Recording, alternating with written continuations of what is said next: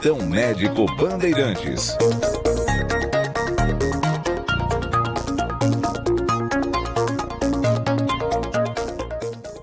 E abrindo o Plantão Médico Bandeirantes de hoje, recebendo o doutor Daniel Gil, que é neurocirurgião, para falar sobre dores de cabeça e enxaqueca.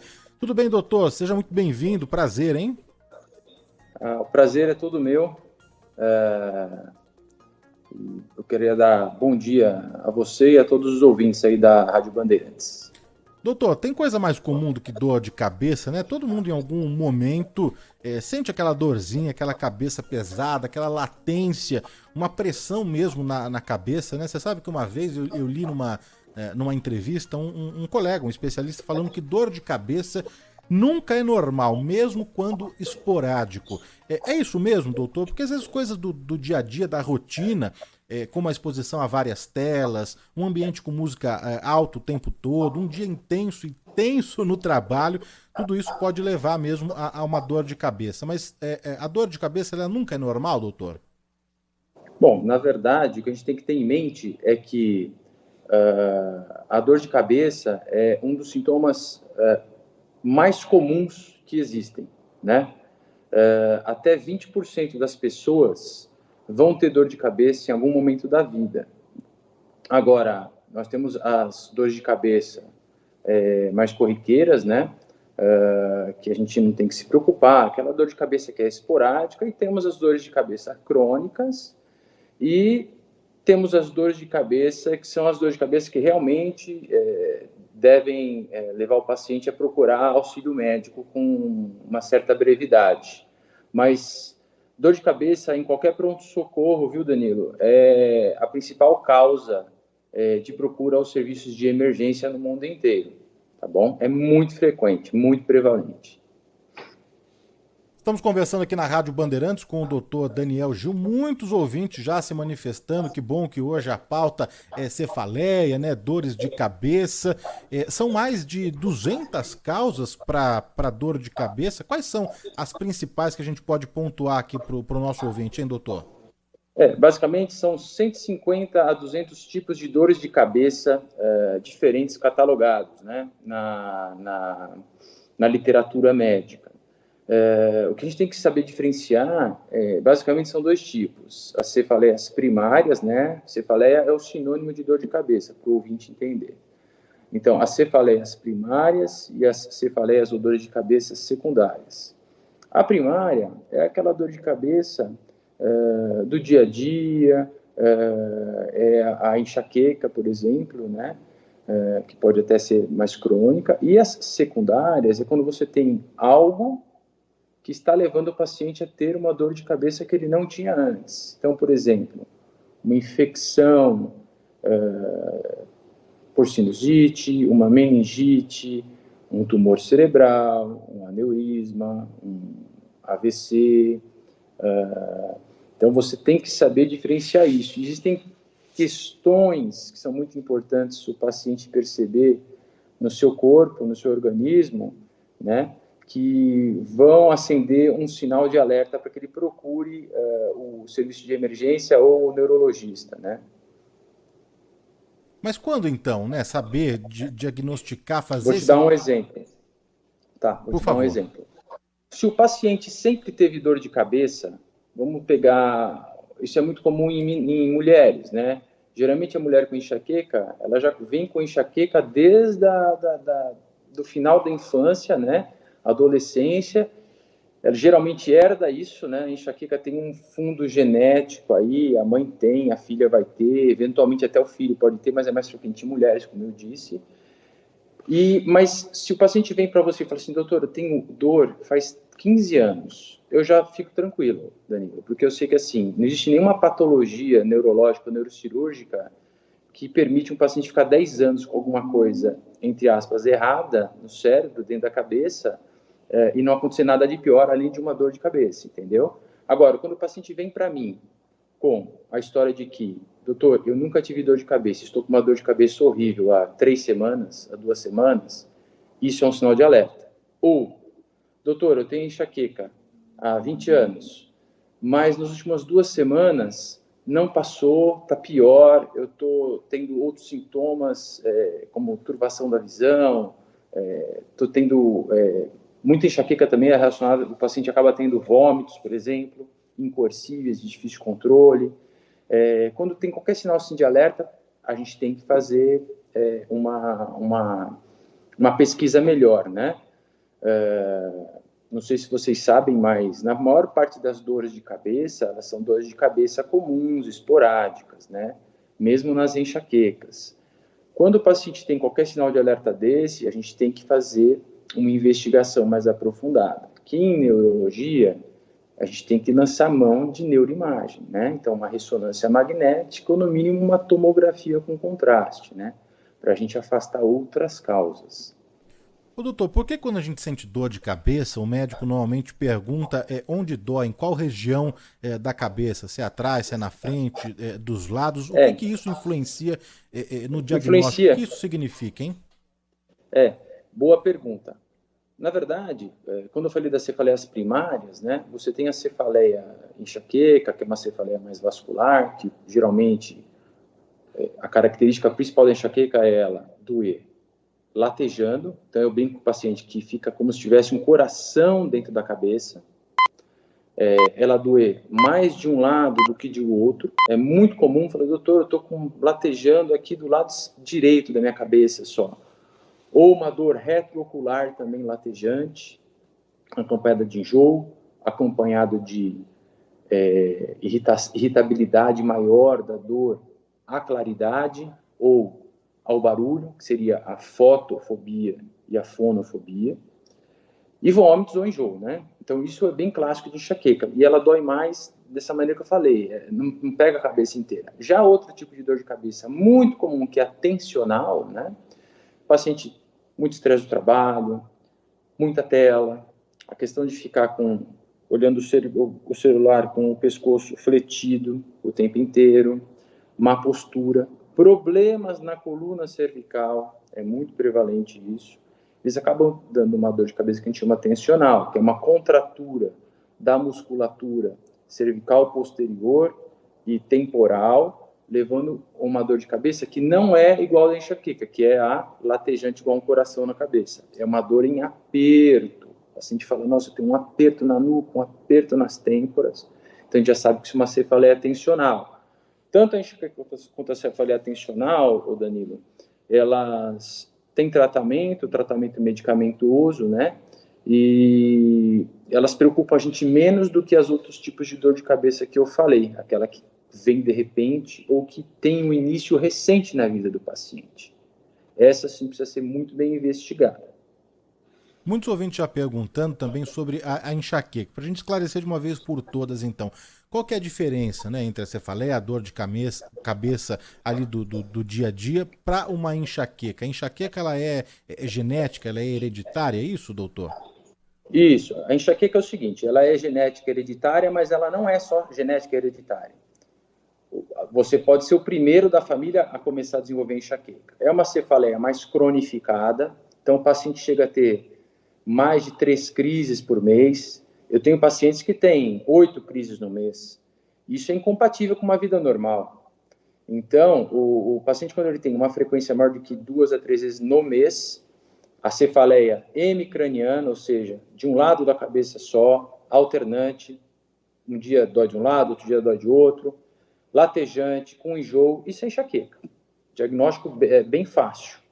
Esse paciente precisa ser tratado com medicação, geralmente são medicações formuladas para cada tipo de paciente, idade, sexo, condição de peso corporal, a gente tem uma medicação de escolha, uma fórmula de escolha, né? E basicamente a enxaqueca é isso, é uma dor mais crônica, latejante, com vários episódios no mês e que afeta a qualidade de vida do paciente. Isso tem que ser tratado. Olha, já tem muitas mensagens aqui para o doutor Daniel Gil, que é neurocirurgião, através do nosso WhatsApp e também no nosso chat do YouTube, né? O doutor já falou que a enxaqueca é mais comum, né? As mulheres são mais afetadas, mas passar aqui para o nosso ouvinte, o que fazer durante uma crise de enxaqueca, hein, doutor? Então, Na verdade, o que a gente tem que identificar, como eu disse, se ele é um paciente que tem mais de 2 a 3 crises por mês, ele tem que fazer o tratamento para a enxaqueca, que consiste em tomar medicação diária. É igual a uma mulher que toma remédio anticoncepcional oral. Ela tem que tomar todos os dias.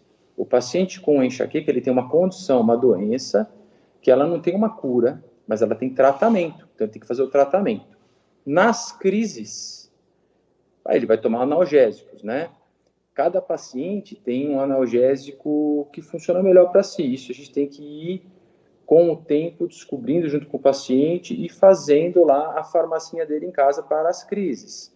Mas vou te dar um exemplo. Eu mesmo, quando eu tenho crise de enxaqueca, mas não é tão frequente. Mas quando eu tenho, o remédio que me salva é dipirona de 1 grama, que é o analgésico mais barato vendido em qualquer farmácia no Brasil. E eu tenho pacientes, por exemplo, que é igual tomar água, não adianta nada, dipirona de 1 grama. Precisa de um outro tipo de remédio. Mas isso aí é uma coisa que o médico tem que decidir conhecendo o paciente, e o paciente se conhecendo, tá? Uma coisa que é legal falar, Danilo, são sobre alguns gatilhos de enxaqueca, né? Sim. Então, você tem pacientes que têm enxaqueca por exposição a calor intenso ou exposição a ar-condicionado. São, assim, antagônicos, parece um paradoxo, mas é assim mesmo. Alguns tipos de alimento, como vinhos tintos, os queijos, quanto mais amarelos, os pacientes também relatam isso. Tem paciente que não pode comer chocolate. Então, você veja, quando o paciente fala assim, mas doutor, porque eu tenho isso? Eu sempre brinco, assim, olha, quem vai ter que descobrir vai ser você me ajudando, porque é muito individual. É muito individual. Outro fator muito prevalente como gatilho de enxaqueca é jejum prolongado. Então, o paciente pula almoço, pula as refeições, estica muito o período entre uma alimentação e outra, isso também desencadeia a crise de enxaqueca. Então, é uma coisa que a gente tem que ir discutindo com o paciente e aparando as arestas. Meio tailor-made, assim, o tratamento. Mas a dor de cabeça, acho que essa é uma pergunta também, uma preocupação de muita gente. A dor de cabeça, ela pode ser um sinal, um indicativo de um tumor no cérebro, por exemplo, Exato. ou um problema parecido, assim, mais grave, doutor, ou não? Perfeito, perfeito. Eu lembro que no início eu disse que existe a dor de cabeça que ela é mais crônica, é aquele paciente que tem dor de cabeça há muitos anos. Isso não vai ser um tumor. O paciente do tumor é aquele paciente que nunca teve dor de cabeça e começa a ter dor de cabeça de repente, sem antes nada sentir, como a gente diz na linguagem médica. O paciente chega para você, doutor, estou com uma dor de cabeça super importante e eu nunca tive dor de cabeça na minha vida. Esse paciente você tem que parar, pedir para fazer a ressonância, voltar no consultório com brevidade para você averiguar o que está acontecendo, né? Então, é um tipo de dor de cabeça diferente, tá? O paciente com tumor cerebral não vai ter uma dor de cabeça crônica, ele vai ter uma dor de cabeça aguda. Vamos colocar aqui algumas participações do nosso ouvinte, que já estão aqui mandando perguntas para o doutor Daniel Gil, aqui hoje falando no Plantão Médico Bandeirantes sobre dor de cabeça e enxaqueca. Vamos soltar aqui a primeira para o doutor Daniel Gil. Bom dia, Agostinho, Cláudio Alberto, a todos que estão ouvindo. Opa, não, essa não. Agostinho não. Agostinho foi no programa passado. Vamos lá, agora sim. Esse já foi. Já foi. Vamos lá, agora sim. Bom dia, Danilo. Adoro o seu programa, meu companheiro do sábado. Eu tenho uma grande amiga que tinha dores de cabeça frequentes. Uma vez ao mês, pelo menos, ela tinha que ser internada, tomar medicação intravenosa. E agora, fazendo exames mais detalhados, porque se mudou para Portugal, ela descobriu que tem um aneurisma. Ela fez vários exames, inclusive foi consultar com um médico lá no Sírio, e vai ter que ser operada, entendeu? Surpresa para nós, porque era uma coisa assim, uma enxaqueca constante, que ela tratava, já tinha feito vários exames, e agora fazendo uma ressonância, apareceu isso. Isso é comum? É uma boa pergunta. Olha só, esse é um caso típico, tá? Isso aí é um achado de exame, na verdade. Aneurisma cerebral, ele não dá dor, ele não dá sintoma. O aneurisma cerebral só vai dar sintoma quando ele sofre a ruptura. e o sangue extravasa do espaço intravascular para um espaço lá que a gente chama de subaracnoide, é um espaço que tem entre o cérebro e o líquor ali, enfim, é uma questão técnica. Mas quando ele extravasa do vaso, ele vai dar dor. Aí é uma dor aguda, que geralmente o paciente refere como sendo a pior dor de cabeça da vida dele, e ele vai para o pronto-socorro invariavelmente pelos seus próprios meios. Ele vê que está alguma coisa errada. É uma dor muito aguda, às vezes o paciente tem convulsão, às vezes o paciente entra em coma. É outro tipo de caso. Essa amiga da nossa ouvinte aí, isso aí foi um achado de exame. Ela tinha uma dor de cabeça crônica, que pode ou não ser uma enxaqueca, porque a gente não sabe a história completa, e nos exames foi achado esse aneurisma, que é um aneurisma incidental, inclusive. Por quê? Ele é um achado de exame e ele não rompeu. Por isso que ela está tendo toda a chance de consultar vários médicos, foi agora no Sírio, passou com um colega neurocirurgião, e vai ser feita a cirurgia ou a neurointervenção pelo vaso, né, endovascular. Então, é um caso diferente, tá? Então, isso é muito frequente aos pacientes, né? Eu tenho certeza que nossos ouvintes estão aí perguntando, será que eu tenho um aneurisma? Olha, você pode até ter um aneurisma, mas a sua dor de cabeça, que você tem crônica, sempre não tem relação com o aneurisma.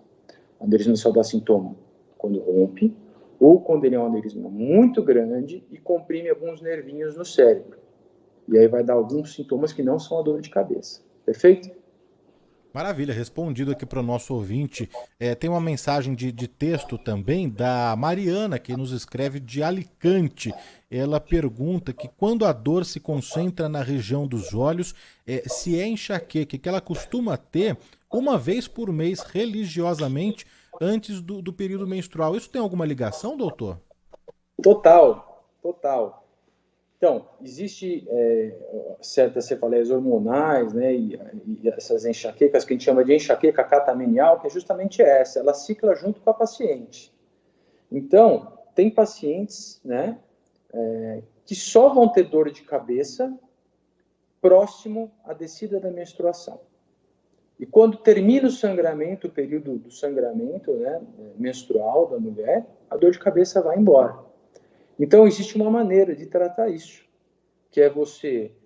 Mas aí a mulher tem que ter o ciclo regular, tem esse detalhe, né? E isso é uma coisa que a gente tem muito problema hoje em dia, de muitas mulheres não terem um ciclo menstrual regular. Mas quando ela tem um ciclo menstrual regular, a gente orienta 3 dias antes iniciar a medicação anti-inflamatória e cessar o uso no último dia do ciclo, quando para de sangrar. E aí ela passa por esse período sem ter a dor de cabeça.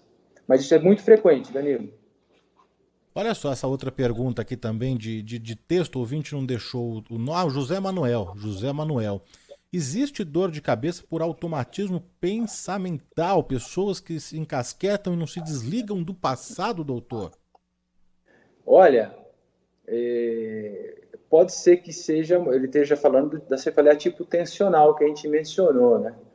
O paciente o tempo inteiro ansioso, pensando em problemas passados, etc. Isso aí, de certa maneira, passa para a região cervical, dá contratura muscular, contratura de músculo temporal também, e pode gerar uma cefaleia tensional, sim.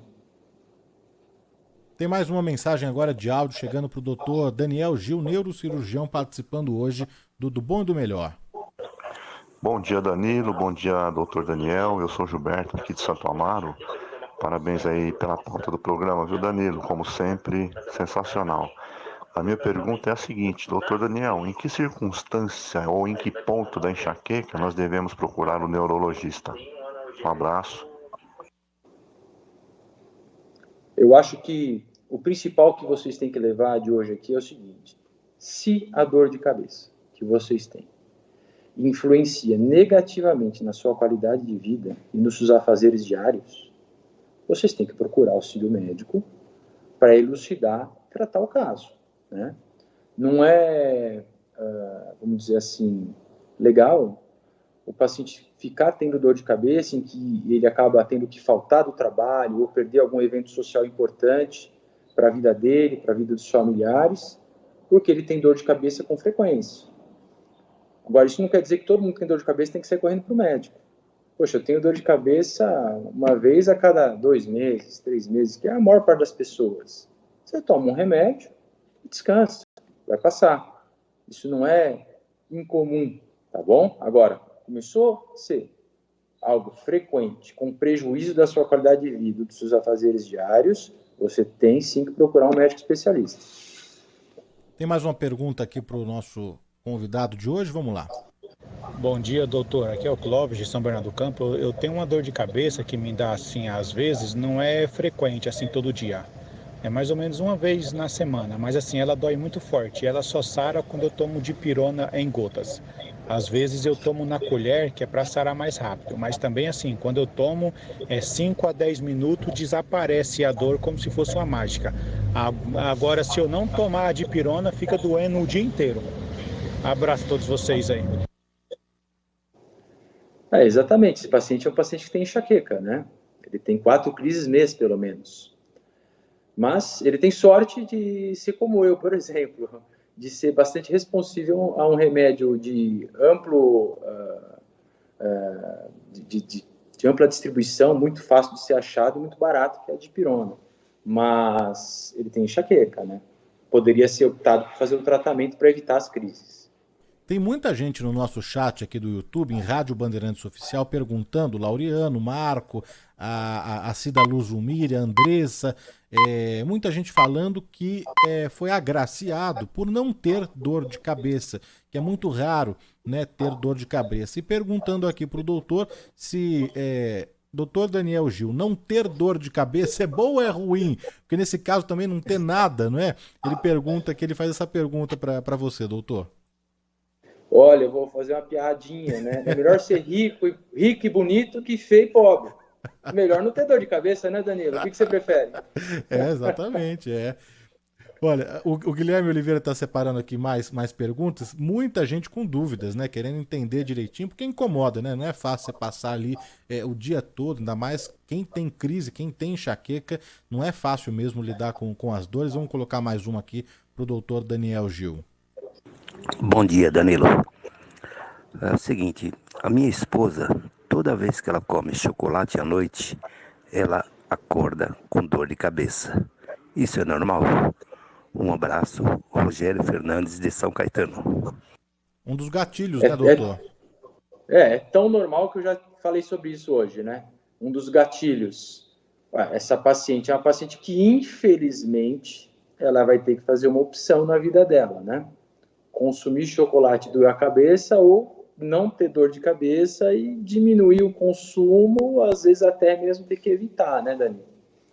Doutor, como eu falei, é uma questão individual, desculpe. Sim, não. A medicina, ela avançou tanto, né? Mas no caso do tratamento, né, para enxaqueca, como que está atualmente, né? A base dos remédios mesmo, tem algo mais avançado? Vamos falar um pouquinho dos tratamentos? Bom, os tratamentos que nós temos hoje disponíveis são basicamente farmacológicos, com medicação de uso contínuo para os pacientes com enxaqueca, ou uso esporádico para os pacientes com dor de cabeça comum, né? A dor de cabeça não crônica. Nós temos alguns tratamentos não medicamentosos, como acupuntura. Existem pacientes que respondem a isso.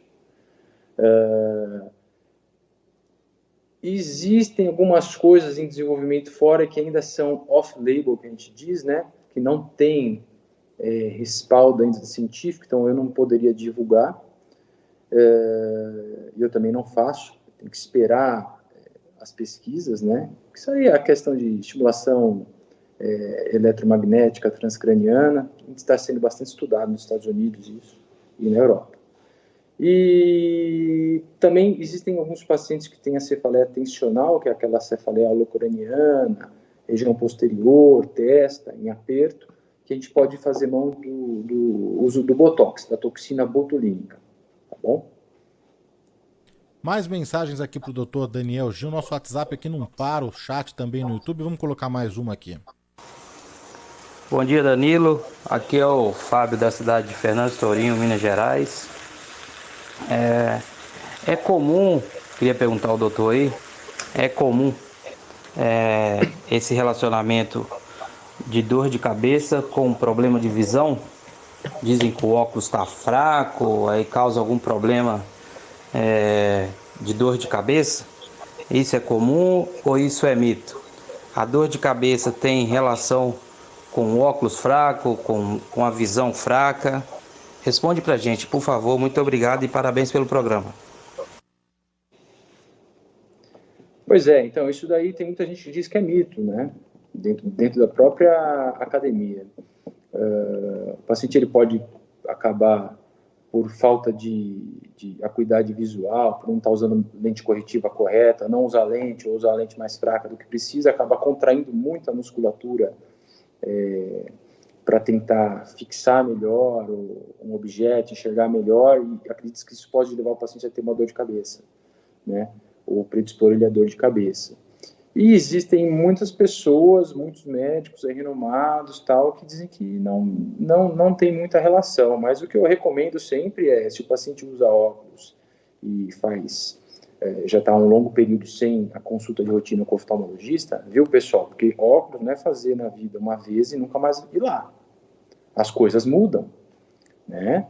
Então, a gente acaba adquirindo uma alteração de vista mais cansada com o tempo, às vezes melhora a visão para longe, piora para perto, e a saúde ocular também, ela precisa de ser vista como todo o resto, e as pessoas às vezes esquecem disso. Então eu recomendo que o paciente que não usa óculos, não custa nada ele passar no oftalmo, não custa nada, então faz parte da nossa rotina, investigar isso também, tá? Bom dia, Danilo, aqui é Sérgio da Vila Maria, São Paulo. Eu infartei, vamos fazer agora 8 anos. Eu tenho 2 stents.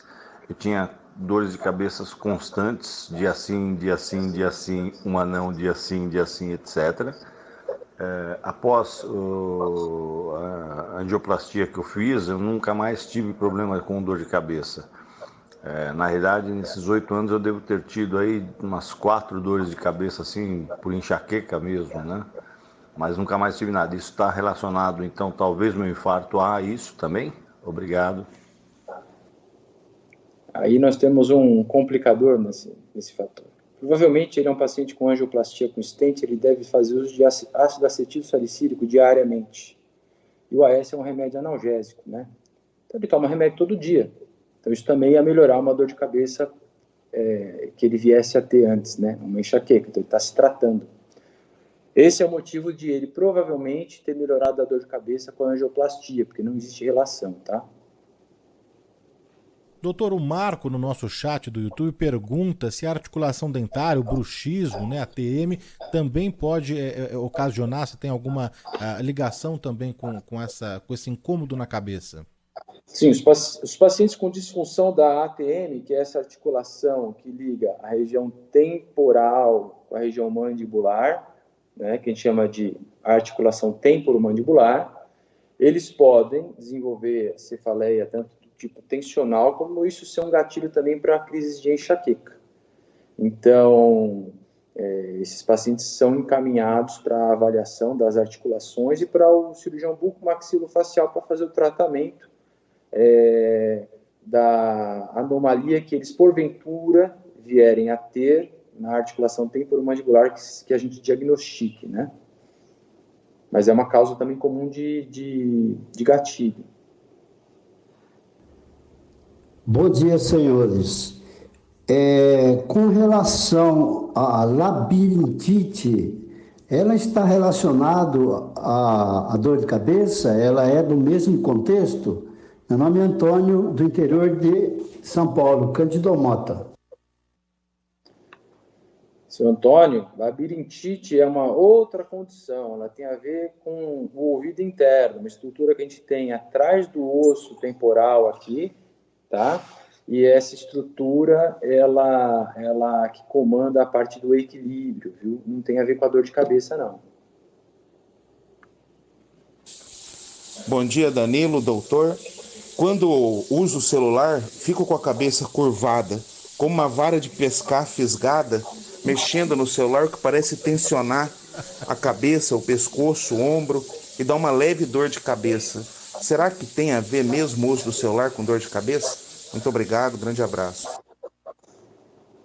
Como a gente já disse, né? Totalmente, tem a ver, tanto a parte da tela, a luminosidade o tempo inteiro no rosto, quanto a postura, né? Existem já alguns apps sendo desenvolvidos nos Estados Unidos em que, se o paciente estiver olhando o celular assim, a tela vai desligar. Ela só vai funcionar quando o paciente estiver com a tela assim, na altura dos olhos.